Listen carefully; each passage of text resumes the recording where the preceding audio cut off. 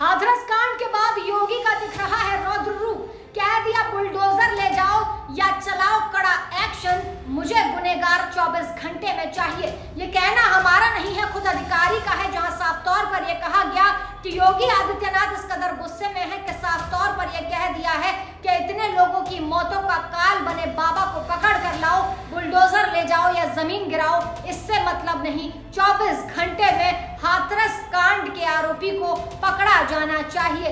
क्या कुछ कहा योगी आदित्यनाथ ने? कितने लोगों की हो चुकी है मौतें, कितने लोग हैं घायल और क्या कुछ हो रहा है हाथरस कांड में, चलिए हम आपको बताते हैं इस रिपोर्ट में।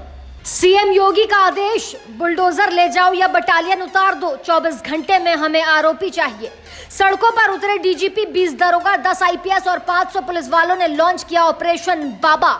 मुख्य सचिव खुद सड़कों पर उतरे, हाथरस के डीएम के उड़े होश, यूपी में कुछ बड़ा अब होने वाला है। हाथरस के आरोपी चाहे पाताल में छुप जाए या फिर किसी ताकतवर इंसान के संरक्षण में आ जाएं, उसे यूपी पुलिस कहीं भी ढूंढ निकालेगी, क्योंकि यूपी पुलिस ने मुख्य सचिव और डीजीपी को साफ कहा है कि आपके पास सिर्फ 24 घंटे हैं।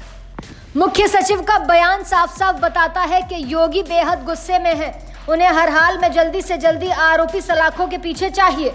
इसके लिए जितनी पुलिस फोर्स ले जानी है ले जाओ, बुलडोजर ले जाना है ले जाओ, जो आदेश चाहिए निकाल लो, लेकिन लोगों की जान से खेलने वाले बाबा बचना नहीं चाहिए। आधी रात को ही यूपी पुलिस सड़कों पर उतर गई, खुद डीजीपी सड़कों पर आ गए।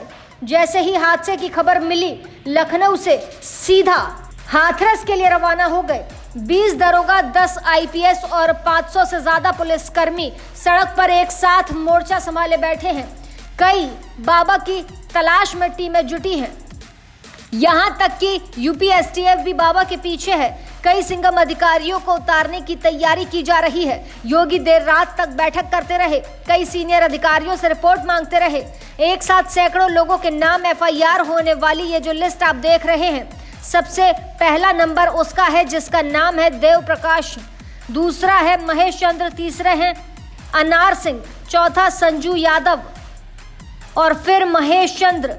कई आयोजक भी इस हिट लिस्ट में आ गए हैं, जिन्होंने परमिशन लेते वक्त ये लिख कर दिया था कि सिर्फ 80,000 लोगों की परमिशन चाहिए, लेकिन लोग उससे ज्यादा आ गए।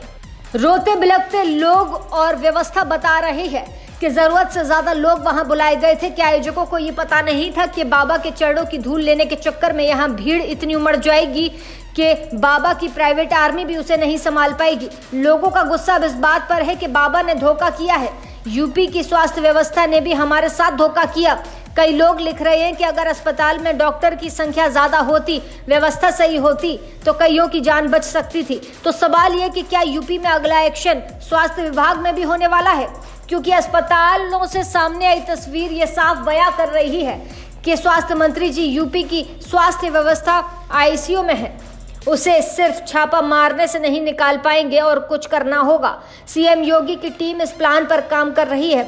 आगे से इस तरह की घटना नहीं होनी चाहिए। इसके लिए अलग अलग जिलों के डीएम और एसपी को नई गाइडलाइन जारी होने वाली है, जिन्हें एसडीएम साहब ने हाथरस के गांव में कथा की परमिशन दी थी।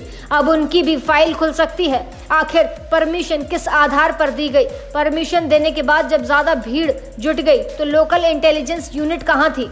क्या पुलिस के खुफिया विभाग के जवानों को यह पता नहीं था कि हाथरस गांव में मौत का समागम लगने वाला है, जिसकी तस्वीरें देखकर सिर्फ आंखों में आंसू आएंगे, सिस्टम पर अफसोस होगा और फिर योगी गुस्से में आदेश देंगे कुछ भी करो, लेकिन आरोपी पुलिस की हथकड़ी से बचना नहीं चाहिए। ऐसी ताज़ा तमाम बड़ी अपडेट्स के लिए आप देखते रहें अपना उत्तर प्रदेश।